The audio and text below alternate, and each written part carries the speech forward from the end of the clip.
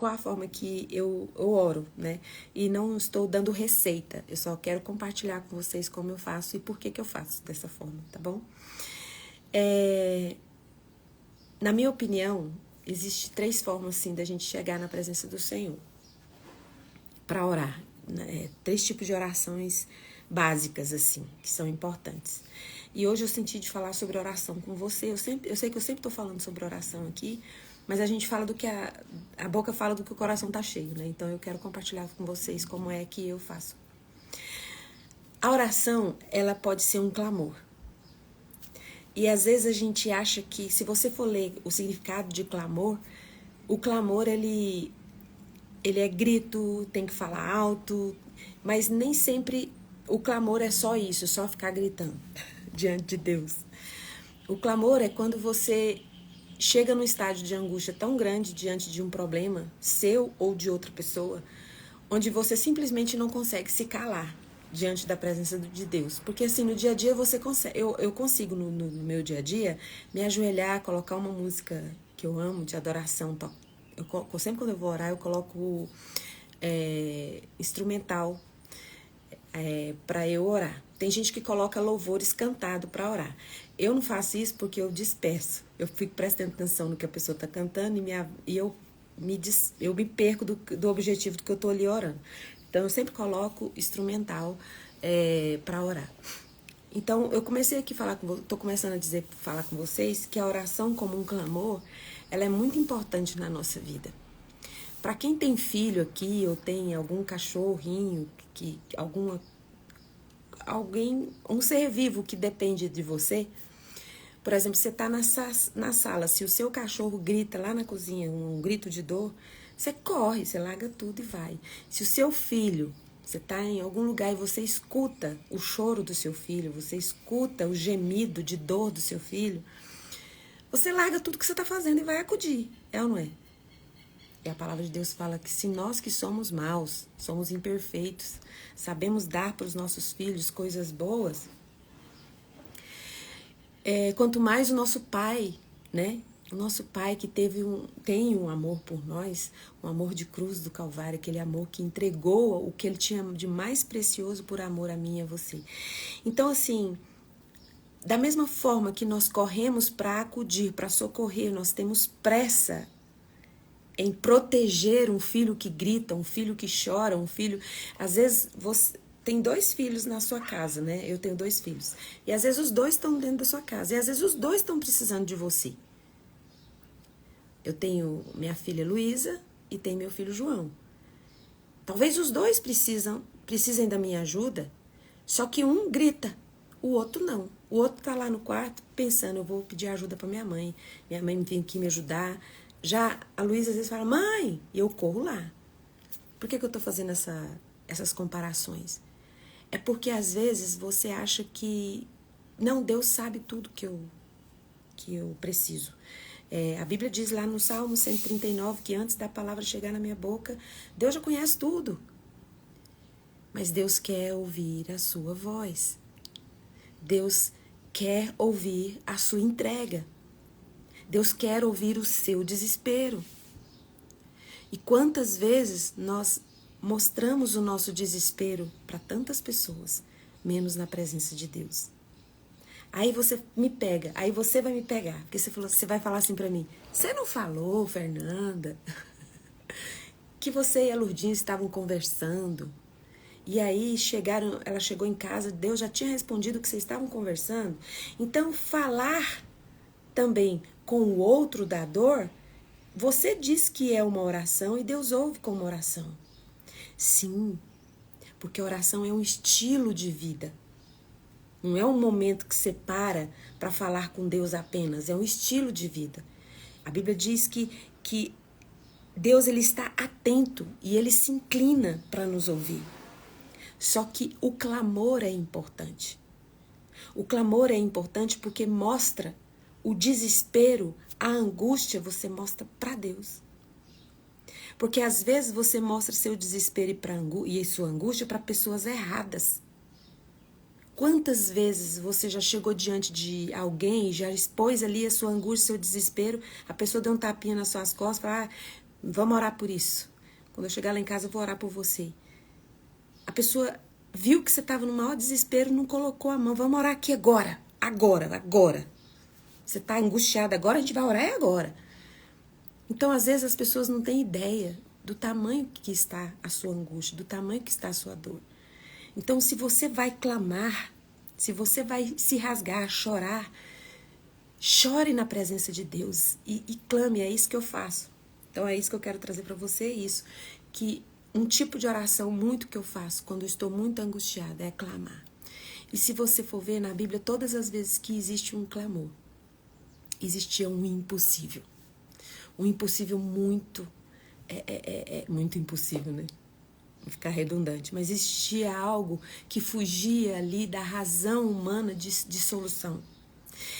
A mulher cananeia, né, saiu gritando ali para Jesus curar a filha dela. E os discípulos, para de gritar, essa mulher está gritando com a gente desde lá de trás. E Jesus parou para escutar aquela mulher. Sabe, Moisés clamou pelo povo, Esdras, Neemias clamaram e choraram pelo povo, Daniel chorou e clamou pelo povo.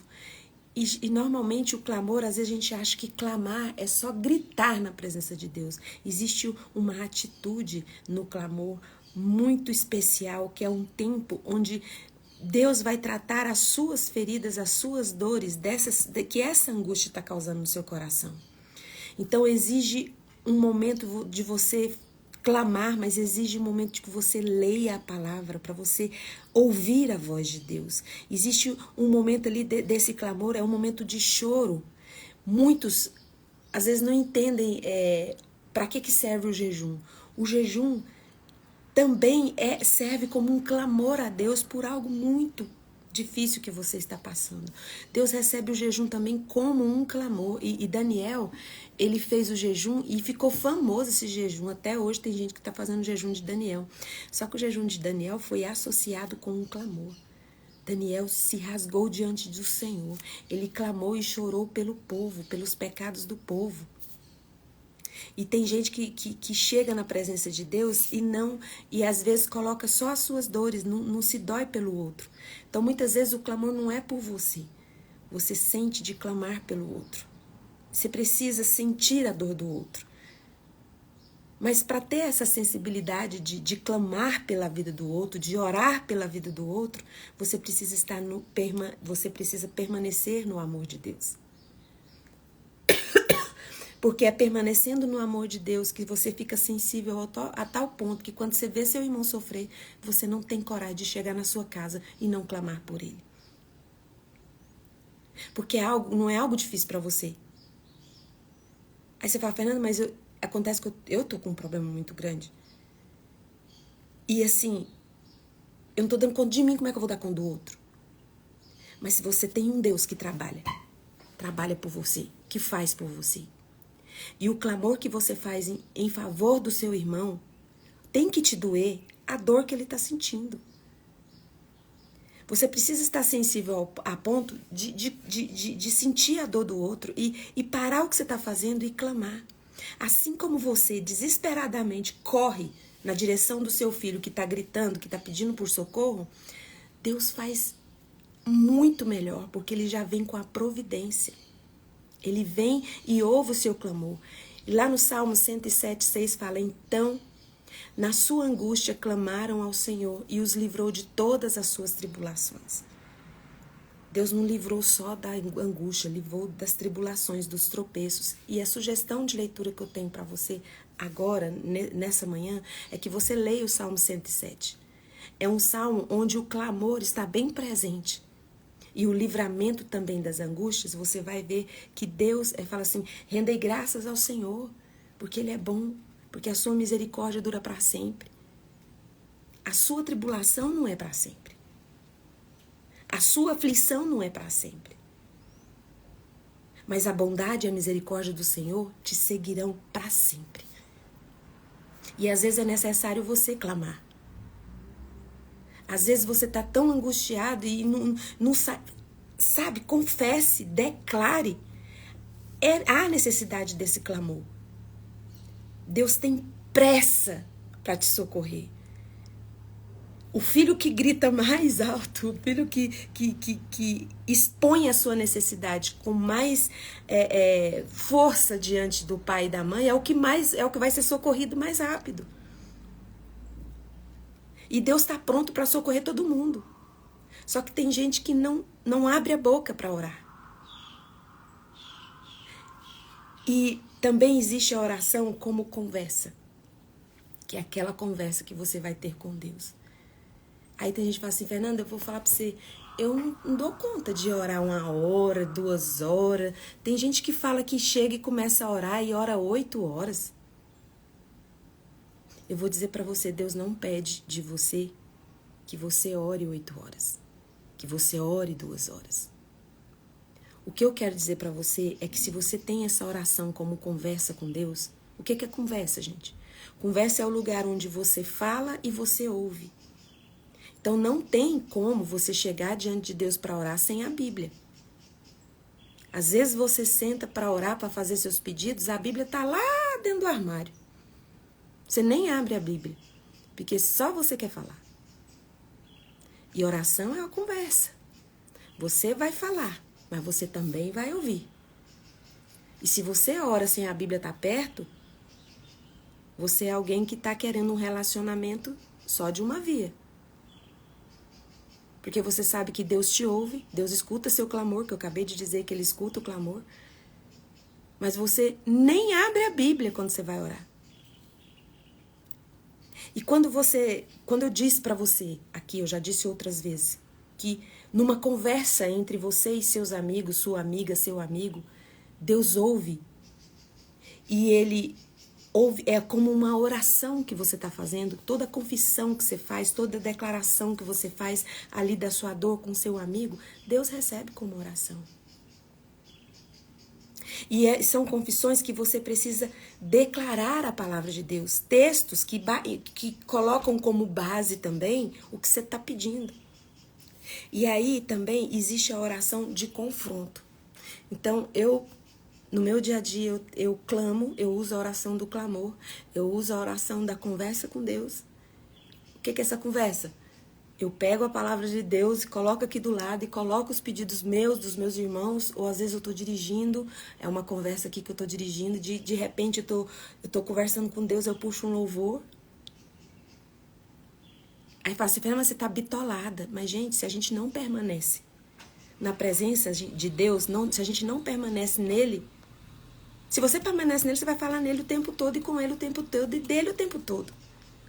E se eu não permanecer nele, eu vou permanecer nas minhas angústias, eu vou permanecer nos meus medos, eu vou permanecer nas minhas aflições. Porque ou nós permanecemos em Deus, ou nós permanecemos em Deus, permanecemos no amor dele, ou nós permanecemos nas nossas angústias, na nossa raiz de amargura. E aqui, que eu estava dizendo, como confronto. Você precisa confrontar o inimigo da sua alma. O nome dele é Satanás. Muitas vezes você tem confrontado seus amigos, sua família, confrontado seus líderes, confrontado seu chefe, confrontado seu pastor. Mas a Bíblia é clara quando ela diz assim, olha, gente, eu tô falando isso aqui, não torça as minhas palavras, tá? Se você discorda do seu pastor, se você discorda do seu amigo, se você pode chegar e colocar, e discordar e conversar. Não estou dizendo que você não pode questionar seu líder, pode. Eu estou falando de confronto. O que é um confronto? Confronto é quando você se dispõe para a guerra. Quando você dispõe para poder, quando você se arma para poder resolver situações. Mas muitas vezes nós nos armamos do orgulho, nós nos armamos da nossa altivez, porque a gente acha que a gente entende das coisas, que a gente tem o controle das coisas, e nós não nos armamos com o capacete da salvação. Nós não nos armamos com o escudo da fé. Nós não nos armamos com as armas espirituais, porque a gente acha que a nossa guerra é contra o chefe, que a sua batalha é contra aquele seu algoz. E aí a gente se arma. Ninguém pode falar nada pra você, porque você já vai jogar 10 pedras. Minha mãe sempre falava, às vezes minha mãe falava assim, nosso Deus, mas fulano tá tão cheio de problema que a gente não pode falar nada pra ele, que ele vem com 10 pedras na mão. E o que minha mãe tava querendo dizer com isso é que a pessoa, ela tava tão irada que era melhor quem chegar não falar nada, porque ia levar má resposta, ou como se diz, uma voadora, sem nem mesmo merecer. Mas é porque nós nos armamos das nossas razões. Nós nos armamos dos nossos direitos. E aí, nós ficamos prontos para o confronto no natural. E a gente não está permanecendo em Deus e nem no amor dele quando a gente deixa de usar as armas espirituais para usar as armas naturais. Qual é a arma natural que você tem? Você tem seu direito. Não tem seu direito? Muitas vezes nós entregamos a nossa vida para Jesus, recebemos Jesus como Salvador, mas nós não entregamos os nossos direitos para Ele. Porque Deus é o único capaz de administrar os nossos direitos, que vai satisfazer e trazer plenitude para a nossa alma. Mas enquanto nós não entregamos os nossos direitos nas mãos dele, nós não permaneceremos no seu amor. E se nós não permanecemos no amor de Deus, nós permanecemos em nossas dores. Permanecemos e criamos morada na nossa angústia, na nossa aflição. Então, há necessidade de você se posicionar em oração de confronto. E para se posicionar em uma oração de confronto, você precisa declarar no sobrenatural guerra contra o inimigo da sua alma, não guerra contra as pessoas. E isso você faz em oração. No seu momento com Deus, você precisa ter orações de confronto. Porque muito das suas angústias, muito das suas tribulações, foi brecha aberta, foi lugar onde o inimigo das nossas almas, ele conseguiu um espaço para fazer bagunça na nossa vida. E é preciso que você declare, que você fale à montanha. Fale à montanha, sai daqui e vai para lá. Jesus disse isso, falou assim, olha, lá em João 15:10 fala, se obedecerdes os meus mandamentos. Não, aqui não, peraí, calma, gente, eu vou ler esse aqui é um texto que eu vou ler depois. Marcos 11:23. Fale à montanha. Eu vou ler esse texto aqui e você vai pensar em qual é a sua montanha. Qual é a seta que tem ido na sua direção, que precisa de sua declaração de confronto nessa manhã. Observou Jesus, 22, Marcos 11:22. Observou-lhes Jesus, tende fé em Deus. 23, e com toda certeza eu vos asseguro que se qualquer pessoa ordenar a este monte, levanta-te e lança-te no mar, e não houver dúvida em seu coração, mas crer que se realizará o que pede, assim será feito. Então, você precisa declarar, você precisa confrontar na sua oração as setas malignas, os dardos inflamados do maligno. E quando eu digo que para você clamar, para você ter conversa com Deus e para você confrontar o inimigo das nossas almas, você precisa permanecer no amor de Deus.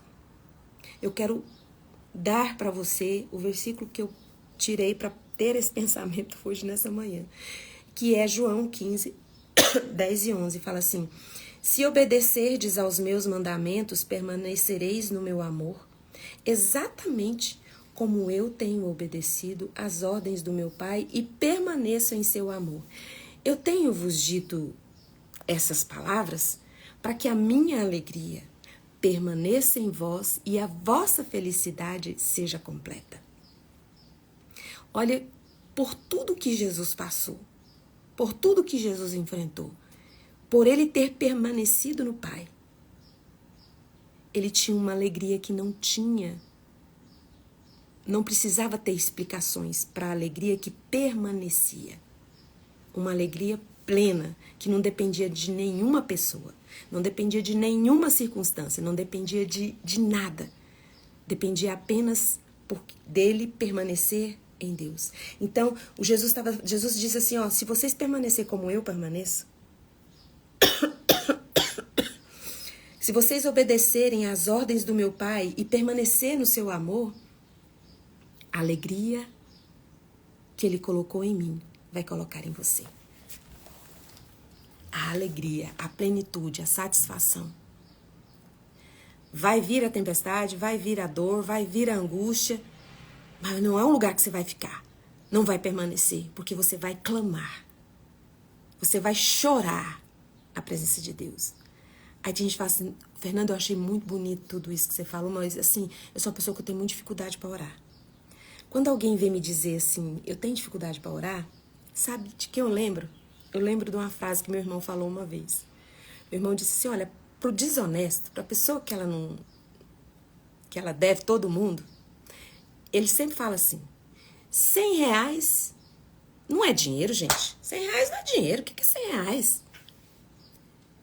E 100 mil eu não vou pagar porque eu não tenho. R$100 eu não vou pagar porque não é dinheiro.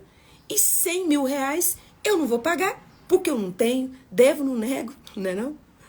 Então, às vezes, nós fazemos isso com a oração. Se eu não posso parar para orar, se eu não for para orar 1 hora, 2 horas, se eu não dou conta, então eu não vou orar. Então, a gente despreza a nossa conversa com Deus. Nós desprezamos os nossos momentos com Deus, a nossa fala, a nossa oração. Por isso que a palavra de Deus fala que a gente não sabe orar. Romanos 8:26 fala, nós não sabemos como orar. Porque tudo que te leva a estar na presença, a ter a consciência, tá? Da presença de Deus, é oração. É oração. E eu vou dizer para vocês, tem pessoas aqui que caminham comigo de perto. Sabem que se não fosse a oração na minha vida, eu não estaria aqui fazendo essa live com você. E teve uma pessoa, a Lurdinha conhece a pessoa, falou assim, essa menina, ela faz live só rindo. Parece que não é sério o que ela diz. A Lurdinha falou, não, assiste a live dela até o final. Mas eu posso dizer para você que a plenitude que eu tenho na minha vida, a alegria que eu tenho na minha vida, não depende da situação que eu tô vivendo. Porque se for colocar para vocês a situação que eu tô vivendo, que me aflige, aí você vai falar assim, realmente. Mas eu não vou colocar aqui o que me aflige. Eu quero colocar para vocês o que me tira dessa aflição. O que me dá é uma alegria permanente. Eu tenho uma alegria permanente. Eu não tenho uma vida de oração perfeita. Claro que às vezes eu erro, eu falho. Mas eu estou colocando aqui para vocês o que eu tenho como estilo de vida. Quem me acompanha de perto sabe que isso que eu estou falando é verdade. Não estou mentindo para vocês. E eu me esforço em permanecer no amor de Deus. Porque a Bíblia diz que o perfeito amor, ele lança fora o medo. E eu pergunto para você, quem é o perfeito amor? O perfeito amor é Deus. Então, quem permanece no perfeito amor, todo o medo é lançado fora. E junto com o medo, é lançado fora a minha angústia, é lançado fora a minha ansiedade. Se eu for ficar olhando para a situação que eu estou, eu não vou permanecer no amor. Então eu vim trazer para vocês 3 tipos de orações que eu acredito ser fundamentais na nossa vida. Você precisa assim, mas como é que eu vou gritar aos vizinhos? Vai tudo achar que está acontecendo alguma coisa, gente. O clamor, Deus atende o clamor, o grito da alma. Eu vou dizer para vocês, teve um evento na nossa igreja maravilhoso, uma conferência que chamava Iavé, o Deus de milagres. Gente, eu tive uma experiência tão linda, porque teve vários adolescentes na frente, assim, eu já vou terminar, tá, gente? E tinha um adolescente que eu senti Deus falando para mim assim, ó, presta atenção. Diz para ele que eu ouvi o grito que ele deu por dentro. Eu coloquei a mão na cabeça desse adolescente e falei assim, Deus manda te dizer que o grito que você deu por dentro, ele ouviu. Esse menino desabou. Ele foi surpreendido porque ele achou que ninguém tinha escutado aquele clamor que ele fez. Clamor não é só gritar pro povo vir desesperado te acudir. Clamor é quando você joga aquela sua maior angústia para Deus. Às vezes o grito é dentro e você tá sufocada ali, não dá conta nem de respirar. E Deus mandou dizer para aquele menino: eu ouvi quando você gritou por dentro. A mesma coisa eu digo para você. Deus manda dizer para você: eu ouvi, eu ouço quando você grita por dentro. Em nome de Jesus Cristo de Nazaré, que a bênção do Senhor seja sobre a sua vida e você passe a ter tanta liberdade na presença do seu Pai, que você vai permanecer no amor dele, clamar, conversar, repreender e declarar guerra contra o verdadeiro inimigo da sua alma.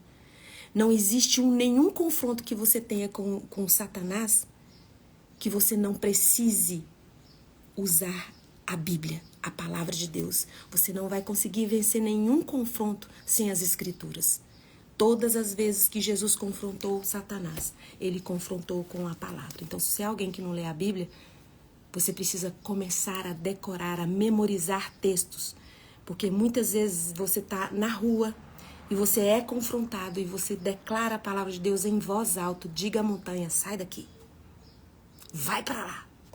E vai acontecer, porque isso é uma garantia que Jesus deu aos discípulos e deu para mim e para você. Coloque a mão no coração, vou orar por você. Santo, santo, santo, santo é o teu nome, Jesus. Quão amável, Senhor, são os teus tabernáculos, a tua presença. Tanto ensino nós temos, Senhor. Como é bom passar na tua presença. O Senhor é a nossa morada. Mais vale passar um dia na tua presença do que 1000 longe da tua presença. Em nome de Jesus, Pai, abre os olhos da nossa alma para que a gente enxergue, Pai, que o Senhor quer um relacionamento conosco, que nós precisamos clamar, declarar, conversar, confrontar com as armas certas, não com a arma da nossa arrogância, do nosso jeito de falar, do nosso jeito de fazer, mas com as armas espirituais que o Senhor dispõe em nós, para que nós possamos, Senhor, ter a plenitude que Jesus teve enquanto viveu aqui. Porque assim como Ele permaneceu, nos ajude a permanecer em Ti. E agora, na autoridade que o Espírito Santo de Deus me dá, por causa do sangue de Jesus derramado na cruz do Calvário, eu ministro cura sobre você, sobre qualquer enfermidade física que você tenha e qualquer enfermidade que você tenha na sua alma, nas suas emoções. Seja curado agora, em nome de Jesus, o Cristo de Nazaré. Amém. Um beijo e até amanhã às 6h30. Tchau, tchau.